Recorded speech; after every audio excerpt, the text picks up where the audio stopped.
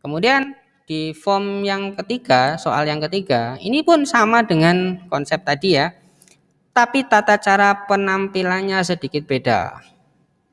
Kalau yang form tadi, data penjualan itu dimunculkan seperti ini.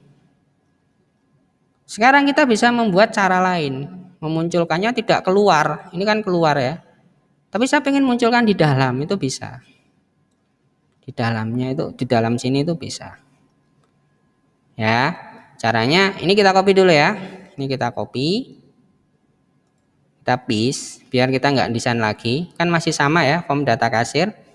Nah, ini kita simpan form data kasir, ini mirip ya namanya, form data kasir 1 misalkan, namanya kita rubah form data kasir 1.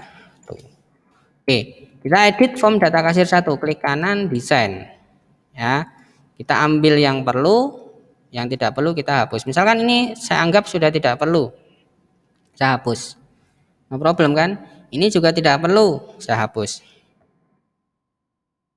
Oke, kemudian saya memasukkan komponen yang seperti ini. Ini namanya komponen tab. Jadi nanti kita bisa punya banyak ruangan tambahan, maksudnya gitu. Yang sebelumnya hanya satu tampilan seperti ini, nanti kita bisa tambahi gitu. Perluas, tambahi tampil ruangan-ruangannya. Caranya bagaimana? Caranya Anda cari komponen tab, masuk ke desain, ada komponen namanya tab control. Nah, ini diklik kemudian gambar di sini. Lihat ya, kalau saya jalankan, ini saya punya berapa ruangan jadinya? 3. 1 ini, 2, 3. Dan mereka ruangan yang terpisah loh. Ruangan ini masih bisa saya tambahi terus.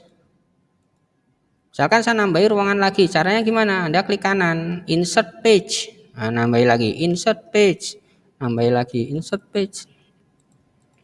Induknya ini, tetapi di dalamnya itu ada sub page atau ruangan-ruangan kecil.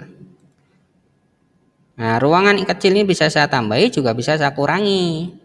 Misalkan saya kurangi, masuk ke mode desain dulu ya.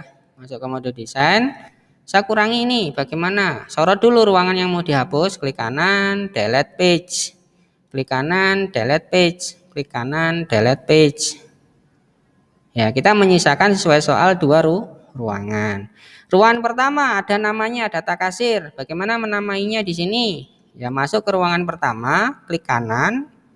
Ya, kita cari propertinya untuk mengganti nama ini. Masuk ke properties, ya, format. Di sini ada apa? Caption. Nah, ini fokus di depan ya. Kita namai data kasir, enter. Nah, kan berubah ya. Sorot lagi ruangan kedua, captionnya ganti, ruangannya pun ganti di atas. Ya, data penjualan. Nah, data penjualan ya, penjualan kasir. Oke, berarti sekarang saya punya berapa ruangan? 2 ruangan. Ruangan pertama tentang data kasir, ruangan kedua nanti tentang data penjualan kasir. Oke, berikutnya di dalam data kasir itu ada pecahan dari yang luar tadi. Jadi yang luar tadi kita ambil, kita potong, kita masukkan ke sini. Alamat kasir, kota kasir, jenis kelamin, foto. Berarti mulai dari alamat ke sini itu kita cut, pindahkan ke sini. Ya, kita pindahkan ke sini. Caranya ya, jangan sampai ini tidak masuk ya. Maksudnya tidak masuk ini kan ada ruangan yang seperti mengungkung ya, mengurung. Jadi jangan sampai itu tidak masuk nantinya. Kalau tidak masuk itu contohnya bagaimana Pak? Contohnya seperti ini. Misalkan ini saya pindahkan. Foto ini saya pindahkan kemana, ke sini. Pindah saja. Tetapi kalau dijalankan di mana? Tidak ada. Loh, kok tidak ada Pak? Karena dia ada di belakangnya, tidak masuk. Ya, dia tidak masuk, dia ada di belakangnya. Taunya dari mana ya? Ini digeser aja. Oh, ada di belakangnya. Niatnya kan tidak seperti itu. Niatnya komponen ini masuk di dalam komponen yang tab tadi kan, di dalamnya tab, tidak keluar. Seperti itu. Ya. Nah, maka ini kita cut, bisa bareng-bareng, bisa satu-satu. Kalau sambil mau ditata ya satu-satu boleh. Ini di-cut. Cut. Dan Anda sorot di sini, pastikan nyorotnya itu sudah seperti ini ya. Jadi ada kotak di dalamnya sini, bukan kotak yang luar loh ya. Kotak yang dalam sesuai dengan halamannya. Baru ini di paste. Nah, ini artinya sudah masuk.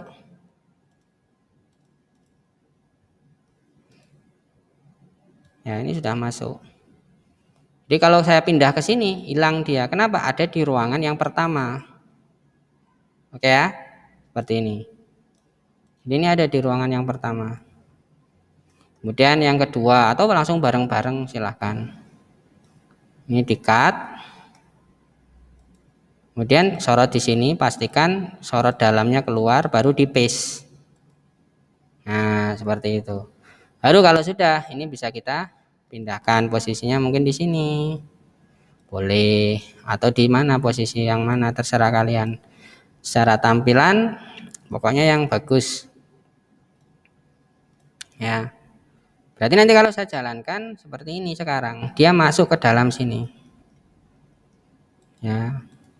Nah, kemudian kita setting ulang kan, ada beberapa bagian yang jadi rusak secara tampilan. Ini kan warnanya putih, putih tadi ya. Sekarang saya ganti warnanya biar kelihatan maksudnya. Ini juga ganti. Terus foto tadi jadi tidak full. Nah, itu juga harus di setting ulang lagi. Apa kemarin size modenya diarahkan ke stretch. Kenapa bisa berubah, Pak? Karena saya cut. Pada saat proses cut itu settingannya kan berubah, buyar ya, rusak settingannya. Seperti ini. Nah, terus yang kedua ini untuk apa, Pak? Yang page kedua ini untuk apa? Yang ini untuk apa, Pak? Nah, ini kita lebarkan dulu. Nah, yang ini sama dengan yang form tadi ya. Sama dengan form ini. Memunculkan ini, tapi di dalam ini. Caranya bagaimana? Caranya kita masukkan wadahnya dulu, cari komponen subform namanya. Form subform. Nah, seperti ini. Nah, kita masukkan. Nah, kalau sudah kita bisa mengambil dari mana? Form penjualan, data penjualan. Ya. Kemudian di sini hubungannya apa? Hubungan apa tuh maksudnya, Pak? Hubungan seperti tadi kan, kalau saya memilih Romanian maka data penjualan Romanian yang muncul. Kalau saya memilih Sihotang, Anton Sihotang, maka data Anton Sihotang yang muncul. Nah, itu bisa kita definisikan. Seperti tadi ya, kode kasir di sini sambung dengan kode kasir di sini. Jadi kita sambungkan. Jangan dibiarkan, kalau dibiarkan nanti muncul semua datanya. Mau ganti kasir siapapun datanya muncul semua ya. Seperti itu. Kemudian namanya apa? Form data labelnya ya ini ya. Subform, dia akan menciptakan subform, subform. Subformnya kita tulis saja. Ya, form data penjualan subform. Ini kan form data penjualan saja ya. Ini ada lanjutannya subform, finish. Nah, oke, ini sudah muncul. Nah, ini ada labelnya di atas. Nah, ini kita tata letak. Saran saya tata letak itu menggunakan layout. Ini nanti bisa terlihat datanya. Nah, ini bisa kita luaskan. Karena segini, ini segini. Yang luar kurang ini misalkan. Nah, ini kelebaran misalnya. Ini. Oke. Kemudian kita save, kita desain. Nah, ini kita kecilkan, kita geser biar ukuran formnya itu pas. Nah, segini. Nah, segini. Ini sama saja, tapi bedanya apa? Nggak perlu ngeklik tombol. Ya kan? Saya sudah punya form kasir, kalau pengen melihat penjualan kasir tadi bagaimana? Tinggal ngeklik di sini. datanya kan muncul. Ini pasti miliknya Rubianti. Kalau saya ganti kasir, ini ngikuti langsung. Beda dengan yang soal sebelumnya ya, beda dengan yang ini. Kalau ini harus ngeklik tombol dulu, baru muncul. Ya, ini adalah pola-pola, ya pola-pola untuk membuat sebuah form itu bisa lebih kaya ya, lebih kaya fungsi. Jadi dia tidak sekedarnya gitu. Nah, ini diajarkan ke kalian. Bukan untuk membuat bingung ya. Mungkin di awal-awal kalian bingung gitu. Tapi kalau kalian mau mempelajari, ini nanti akan muncul manfaat. Ya. Jadi kita bisa melihat informasi dari beberapa kejadian itu dalam satu tampilan. Ini kan kejadian kasir. Ini kejadian transaksi. Tapi bisa muncul bersamaan dan nyambung gitu loh. Jadi ini manfaatnya besar.